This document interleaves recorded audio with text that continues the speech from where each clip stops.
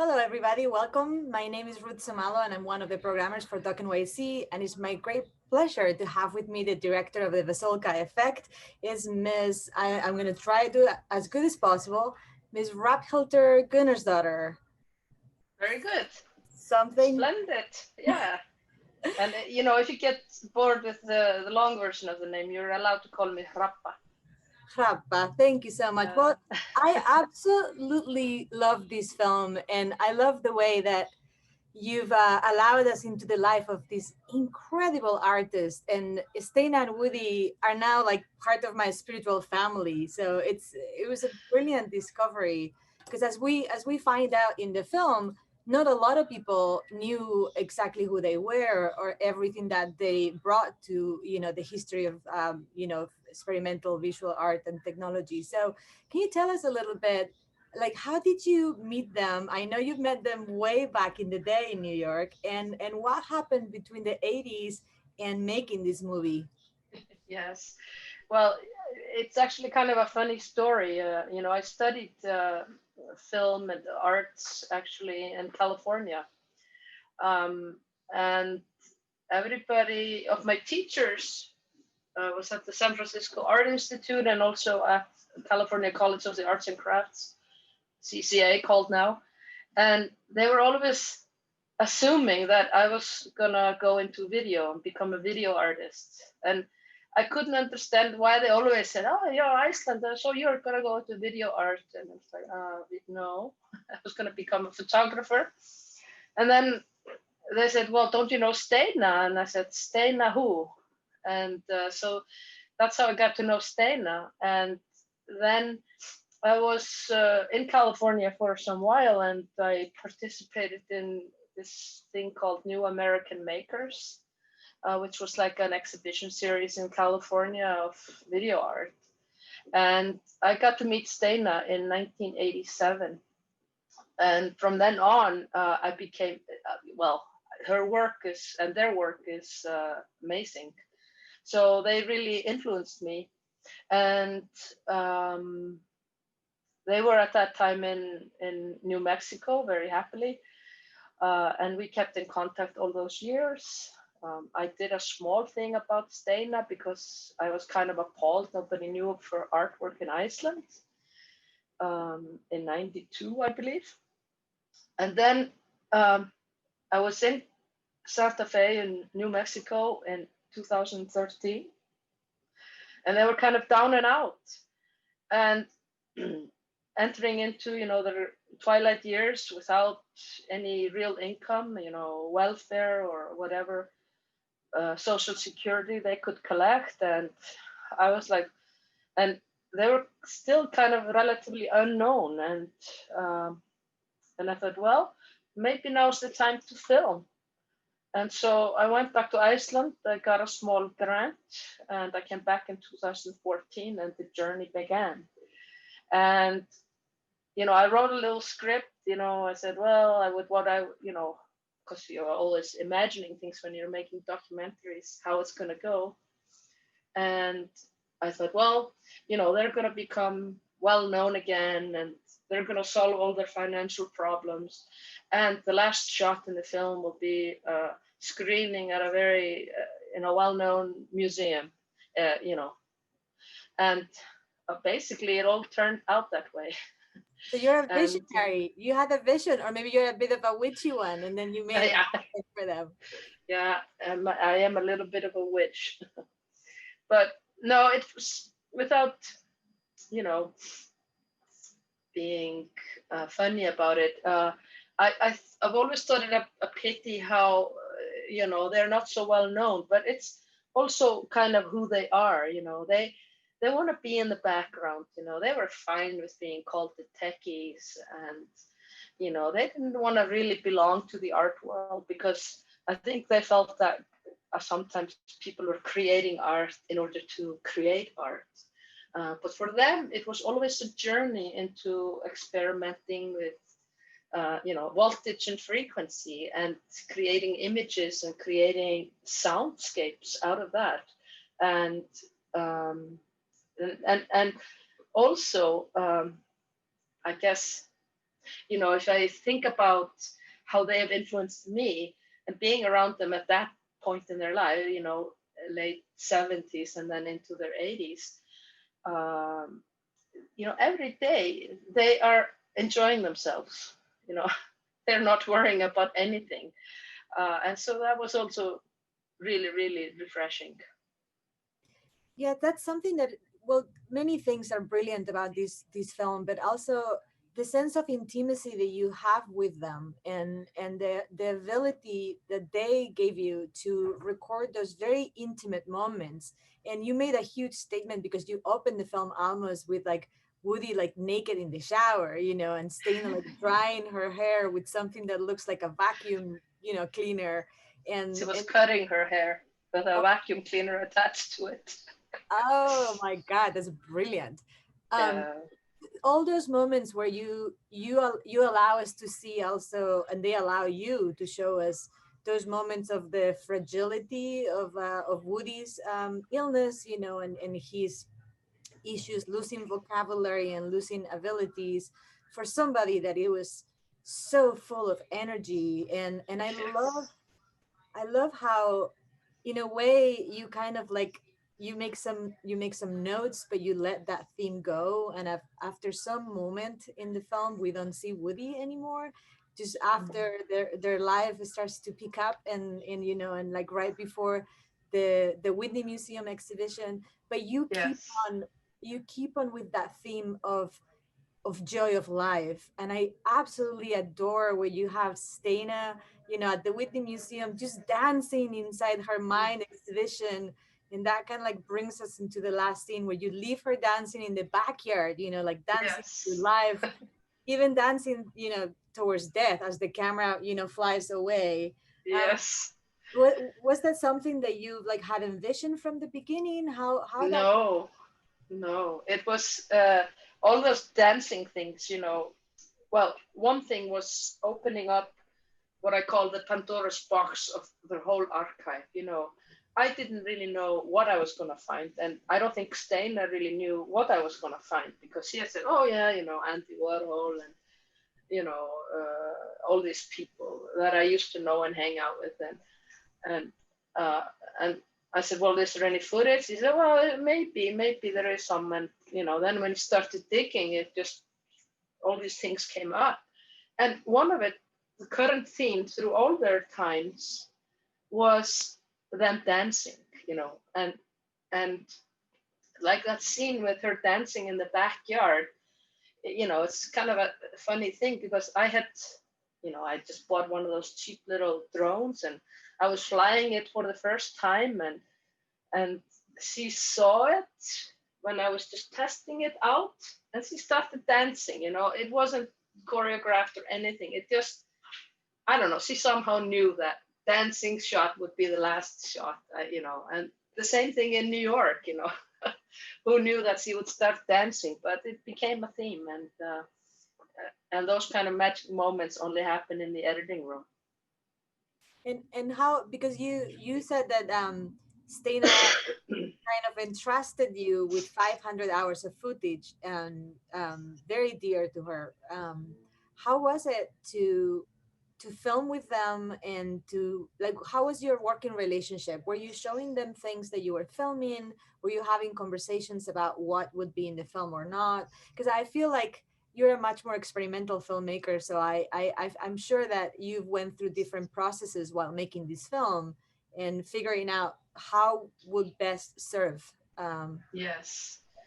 Yes. I mean, it was, even though I wrote kind of a script or an outline I would like to have happened before we went ahead, it was kind of, every day was different. And yes, she did trust me to make this film. I mean, there had been other people wanting to make a film about them, and I guess we had this rapport since the 80s, and so she trusted me to make the film, kind of, because at one point she said, well, um, you have to promise me that you give me all the footage. She wants all the footage, sure. And then she said, and the one other important thing is that you have to give me the film without any music in it. I said, sure, that's no problem, because for some reason she didn't trust me with the music. She was afraid, I guess, that we would, make some horrendous, score for the film. But and besides that, I mean, it's kind of how she has gone through life. There isn't. She's kind of like a boy in that sense. Is that she doesn't. She's not codependent. She wasn't trying to control Woody or control what I saw, what was going on with Woody. Their house, this is their house. It's full of, dust and, there is not even a sofa in the house because every crook and nanny is filled with old equipment and, things like that. And we just became a part of that whole scene. And, yeah, I hope that answered your questions. Yes, absolutely. And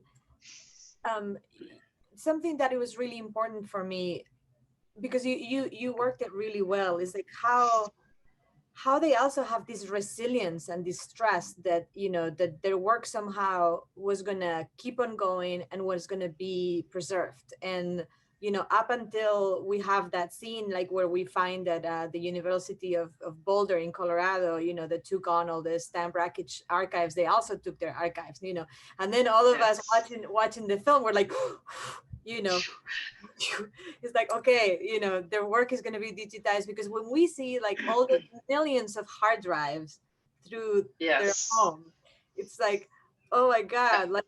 Yes, it was kind of scary because they were, I would just come in and buy hard drives, and I would take their hard drives and copy everything on them. So I have a set here in Iceland with all of their stuff. But it was, I mean, this is also the state that I saw them in when I came there in 2013. They wanted to find a place for their archive, and it was very important to them. Steina has collected so many things, and going through her materials, I mean, she would have like exhibition flyers from, the 70s, from the time when she was filming in New York, all those playful things that she was filming when she was practicing to become a cameraman, like she said. Well, this is it's full of brilliant moments, because this is also a great portrait of a time in New York City, in the 60s and 70s, where everything was happening. And when they created the kitchen, that's also like another whole, narrative story in the film, the story of the group of artists that collided together, with the factory, with Warhol, and, with the kitchen, and with Laurie Anderson and Nam June Paik. And they were like at the heart of it. They were kind of like, it's a little bit, I don't know, the role that they play remind me a little bit of Jonas Mekas with the anthology. Yes. Kind of like hosting this, giving love, kind of like being the father figures and mother figures of all these artists. And that's really beautifully portrayed with all those incredible archival images, to the point of memories where like Steina is talking about how sexy Andy Warhol was. Yes. What a brilliant memory. So how just to finalize, what was it like for you? What was like the biggest legacy for you with the film? What do you think that we should come out of this film thinking or doing differently to preserve the legacy of the Vasulkas, but also well, it's I think it's a bit of a layers. At one point I was, because I have been working with video since the 80s, and she's been working with video since the 60s. And at one point, there was always this, fight between filmmakers and video makers. And I said to Steina at one point, well, aren't you happy because video won? because video took over. And it is kind of amazing to look at their work, the early work of this group of people, and seeing how really this experiment, shaped the future, shaped the world that we are living today. Even just us now talking here on Zoom, when in the 70s and 80s, they were doing a lot of, in the galleries, they would put like in one room a camera and a monitor, and then a camera and a monitor in another room, and people would go and talk together, and nobody was imagining that our world would be filled with that. So I would like people to take that away, that truly the visual impact that this work had on our world today. But certainly, and I'm no expert on the New York art scene, but I'd like to believe that it's a huge legacy that they left behind with the kitchen. I mean, the kitchen is still alive today. And one of the scenes that I had written into the film was them going to the kitchen and nobody knowing who they were. And it kind of happened, but so yeah, they had I think they had a huge impact, and but they didn't care. They weren't doing things to make an impact. They were doing things because they needed a place to exhibit their work. They were, like they did say in the film, tired of the party at their house. They couldn't go to sleep, and yeah, so it was kind of a taste of the time. And then there are other stories which I've heard that both Steve Jobs and Bill Gates were inspired by this particular moment. So I don't know. It's gifts that we are enjoying today, basically, I feel. And how is, just to last question, how is Stena doing, and how did she like the film? Stena, she didn't ask for the copy without the soundtrack, so that's a very good compliment. No, I think she was very happy, because I mean it was a tricky thing. I could have gone so many routes with the film. I chose to highlight where they had both come from, but also honoring their work throughout the time. So she liked it. So I can't complain. She's doing well. Woody died in December, which didn't surprise me. I had been expecting him to die throughout the whole process. He got to see the film. He wasn't commenting a lot about it. But Stena right now is redigitizing some of her materials. She's getting all these old tapes back from ZKM in Germany, half-inch tapes that she wants redigitized. And she's busy, she's enjoying her time in Santa Fe. And I just hope everything goes well in terms of, I would love for their house not to be sold. I'd love there to be like a Vasulka chamber in Santa Fe as well. We have one in Iceland, and also because their spirit was like an open source spirit, and I think that's what she would like, to have like a space where in the future it could support other artists. And I think that's what she's working towards right now. That's amazing. Well, good luck with the film, and thank you so much for sharing it with the US. Yes. It's a pleasure to meet you. Thank you very much. Yeah, thank you. I'm sorry I can't make it there, but times are weird. You did. You're just chatting with I'm me here. Yes. in the Lower East Side. It's magic. Yeah, that was like one of the stories in Stena. I said, well, you have to go to New York with me. She's like, I don't want to go to New York. Everybody's dead that I knew in New York. Can't we do it in blue screen?